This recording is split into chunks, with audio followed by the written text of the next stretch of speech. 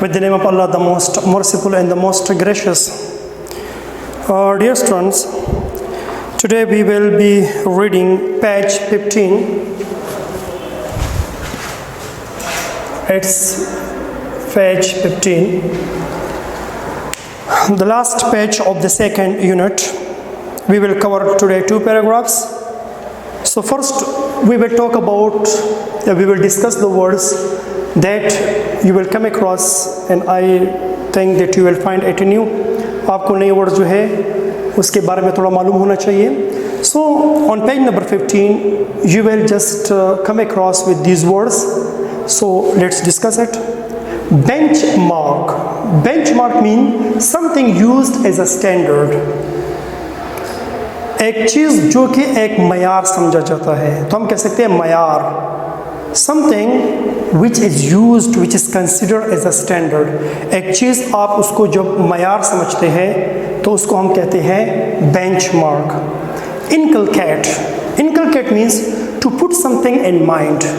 You can say for example, to make someone learn या to remember some ideas, some moral lessons. किसी इंसान को जहन में कोई अखलाक़ी जो सबक होता है या कुछ नज़रिया उसके जहन में ज़हनशीन करा देना, उसके जहन में डालना, तो जहन में डालना, ज़हनशीन कराना. इनकलकेट भी आपके इनकलकेट है, एसिमिलेट है, टू पुट इन माइंड. अगला वर्ड है इन्हें याद दिलाना, ज़हनशीन कराना. Self sufficiency, the ability to do या produce something without others help, यानी दूसरों की मदद के बगैर आप जब कोई काम कर सकते हैं या जब आप क्या कर सकते हैं, कोई काम कर सकते हैं या कोई चीज़ आप प्रोड्यूस कर सकते हैं, बना सकते हैं. हम कह सकते हैं खुद कपालत, खुद बीनी. Hamlet. Hamlet, it is one of the prominent character of Shakespeare play. Shakespeare एक ड्रामाटिस्ट था, उसका एक 16th सेंचुरी से ही वो बिलोंग करता था. उसके ड्रामे का एक कैरेक्टर था that was known as Hamlet. Hamlet के 2 मीनिंग है. It is generally known as a small village. आम तौर पर तो छोटे गाँव को वगैरह को कह सकते हैं, छोटा देहात. लेकिन वहाँ पर ये कैरेक्टर जो है it was known for the laziness and unrealistic views. मतलब ये एक पर्जी, एक ख्याली इंसान था, ख्याली पुलाव पकाने वाला था और इंतहाई एक सुस्त कैरेक्टर था. तो हम कह सकते हैं काहिल, ख्याली दुनिया वाला, ख्याली बातें करने वाला. सो हम कह सकते हैं a man of words not deeds. अमली इंसान नहीं, सिर्फ बातों का शेर. Contribute means to give something like money, goods, यानी किसी को कोई चीज़ देना मदद के तौर पर, पैसे या कोई चीज़ें, या टू हेल्प समवन, किसी की मदद करना. तो अपना हिस्सा, किस चीज़ में अपना हिस्सा डालना, अपना हिस्सा, अपना जो जिम्मेदारी का काम है वो अदा करना, यानी किरदार अदा करना. Prosperity. Prosperity means the state of being successful by earning money.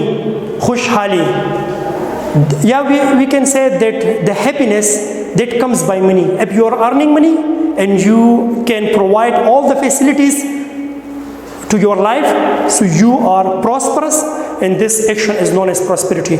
आप इतने पैसे कमाते हैं, इतनी ज़्यादा आमदनी आपके कि तमाम सहूलियात अपने आप को प्रोवाइड करा सकते हैं, तो मतलब है कि आप प्रॉस्पेरिटी में हैं, आपकी जो कंडीशन है वो प्रॉस्पेरिटी है और आप प्रॉस्परस है, खुशहाल. Subdue, already you read this word. Subdue means to defeat, to bring under control. हराना, महकूम बनाना किसी को. So these are some of the words. You just read it again and again, then just put all these words along with the English meaning and Urdu meaning in your copy books. Now dear student, come to page number 15. Just open the books and look at there. Okay. So these are the views of Iqbal about the youth of the nation. ये कौम के नौजवानों के मुतालिक इक़बाल के ख़यालात है या इक़बाल के नज़रियात हैं. Iqbal wants to set higher benchmark for the new generation. Iqbal नई नस्ल के लिए आला मयार कायम करना चाहते थे. आला मयारी मिसाल कायम करना चाहते, वो भी ठीक है, आला मयार कायम करना चाहते थे. इक़बाल नई नस्ल के लिए आला मयार कायम करना चाहते थे. He wants to inculcate in them the spirit of innovation. Innovation already we read. Innovation means the formation of something new, especially ideas. यानी जिद्दत, नई नई नज़रियात का पैदा करना, नई नई नज़रियात का मतलब उसको तख्लीक देना. तो innovation and discovery भी हमने पढ़ा है, दरियाफ्त. So he wants to inculcate in them the spirit of innovation and discovery. वो उनमें नई नई चीज़ों की दरियाफ्त करने का जज्बा, वो उनमें नई नई चीज़ों की दरियाफ्त और तराज़ी जिद्दत का जज्बा पैदा करना चाहते थे या उनके जहनों में डालना चाहते थे. वो उनके जहनों में नई नई चीज़ों की इजादात और तराज़ी जिद्दत को डालना चाहते थे या तराज़ी जिद्दत को उजागर करना चाहते थे. उजागर करना चाहते हैं, प्रेजेंट टेंस पे आप इसका ट्रांसलेशन करें. वो उनके जहनों में यानी नई नई चीज़ों की दरियाफ्त और तराज़ी जिद्दत के जज्बे को पैदा करना चाहते हैं, उसको उजागर करना चाहते हैं. Because youth are to lead and take the nation to the height of self-sufficiency and independence. क्योंकि नौजवानों को कौम की खुद कफालत और आज़ादी की बुलंदियों पर ले जाना है. क्योंकि इन नौजवानों को कौम को खुद कफालत और आज़ादी की बुलंदियों पर ले जाना है. The youth of Iqbal is not a thinking Hamlet but a man of action. Iqbal का नौजवान सिर्फ ख़यालात यानी ख़याली दुनिया वाला नहीं है, बल्कि वो अमली इंसान है. वो ख़यालात की दुनिया में बसने वाला नहीं है, बल्कि वो एक अमली इंसान है. Mild in speech but enthusiastic in action. जो कि गुफ्तगू में नरम, मिल्ड मीन सॉफ्ट, गुफ्तगू में जो नरम है, बट enthusiastic in action, लेकिन जुस्तजू में गरम, जुस्तजू में गरम. enthusiastic ये वर्ड हमने नहीं लिखा, आप लिखिए enthusiastic. enthusiastic means spirited, जोश जज्बे वाला, पुरजोश, जोश जज्बे वाला. enthusiastic वो क्या है? mild in speech but enthusiastic in action.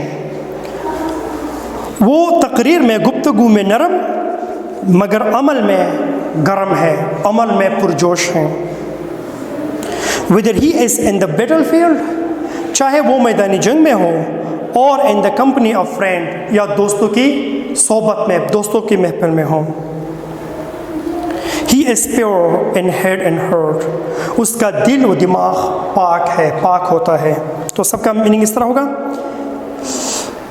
देखिए, the youth of Iqbal is not thinking Hamlet but a man of action. Iqbal का नौजवान वो ख़यालात की दुनिया में बसने वाला नहीं है, बल्कि वो एक अमली इंसान है. Mild in speech but enthusiastic in action. जो गुफ्तगू में नरम और अमल में गरम रहता है. Whether he is in the battlefield or in the company of friend, चाहे वो मैदानी जंग में हो या दोस्तों की महफिल में. He is pure in head and heart. उसका दिल और उसका दिमाग वो पाक है. नरम दम गुफ्तगू, गर्म दम जुस्तजू, रज़म हो या बज़म हो, पाक दिल व पाकबाज. It can be concluded that youth was the main focus of Iqbal. ये नतीजा अख़ज़ किया जा सकता है कि नौजवान जो थे वो इकबाल के तवज्जो का ख़ास मरकूज़ थे, ख़ास मरकज़ थे. इस बात का नतीजा अख़ज़ किया जा सकता है कि नौजवान जो थे वो इकबाल के असल तवज्जो का मरकज़ थे, या इकबाल के तवज्जो का मरकज़ जो थे वो नौजवान थे. He declares youth a symbol of hope in future of the nation. वो नौजवान को कौम की उम्मीद और मुस्तक़बिल की अलामत समझता है. If young generation is ready to contribute to the progress and prosperity of the ummah, अगर नौजवान नस्ल उम्मत की तरक्की और खुशहाली में अपना हिस्सा, अपना किरदार अदा करने को तैयार हो जाए, अगर नौजवान नस्ल उम्मती मुस्लिमा की तरक्की और खुशहाली में अपना हिस्सा डालने के लिए तैयार हो जाए, The day is not far off. Far off means far away. तो वो दिन दूर नहीं. When the whole Muslim community will rise as mighty power. तो वो दिन दूर नहीं जब पूरी मुस्लिम उम्मत एक मजबूत ताकत के तौर पर उभरेगी. Which no nation of the world will be able to subdue. और उसे दुनिया की कोई भी कौम शिकस्त नहीं दे सकेगी. इस सेंटेंस को दोबारा सुने. If young generation is ready to contribute to the progress and prosperity of the ummah, अगर नौजवान नस्ल उम्मत के तरक्की और खुशहाली में अपना हिस्सा डालने के लिए तैयार रहे, the day is not far off when the whole Muslim community will rise as mighty power. तो वो दिन दूर नहीं जब पूरी मुस्लिम उम्मत एक मजबूत ताकत के तौर पर उभरेगी. Which no nation of the world will be able to subdue. और उसे दुनिया की कोई भी कौम शिकस्त नहीं दे पाएगी या दुनिया की कोई भी कौम उसको अपना महकूम नहीं बना सकेगी.